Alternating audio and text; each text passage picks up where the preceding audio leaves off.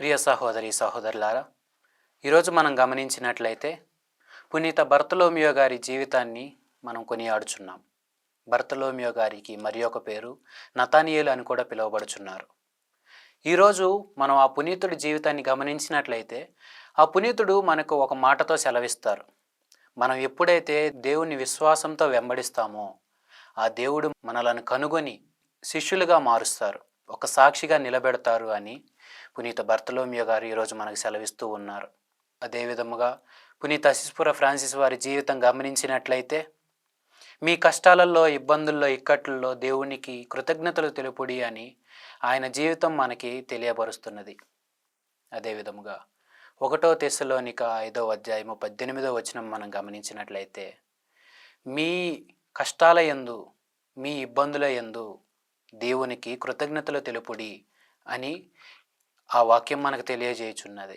ఈరోజు సువిశేషంలో కూడా బర్తలోమియో గారు తమ జీవితాన్ని కొనియాడి నజరేతు నుండి ఏదైనా మంచి రాగలదా అని ఆ దేవుణ్ణి విశ్వాసం లేకుండా మాట్లాడిన మాటను మనం గమనించవచ్చు.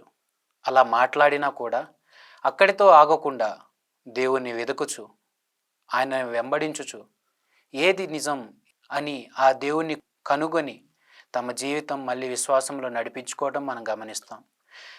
కష్టం వచ్చిందని, ఇబ్బంది వచ్చింది అని నతానియేలు గారు అక్కడితో ఆగకుండా తన జీవితాన్ని కొనసాగించటమే అతనిలో ఉన్న గొప్పతనం. మానవ స్వభావంగా, మానవ జీవితముగా మనం ఎన్నో ఇబ్బందులను, ఇక్కట్లను, కష్టాలను ఎదురిస్తూ ఉంటాం. కానీ మనం చేసే తప్పేంటి అంటే మనకి కష్టం వచ్చినప్పుడో లేదా ఇబ్బంది వచ్చినప్పుడో ఒక పక్కన కూర్చొని మనం దేవుణ్ణి వదిలేసి ఆ కష్టాల గురించే ఎక్కువ ఆలోచించటం మొదలు పెడతాం. ఎప్పుడైతే మనం అలా చేయటం మొదలు పెడతామో మనం దేవునికి దూరం అవటం అప్పుడే ప్రారంభమవుతుంది.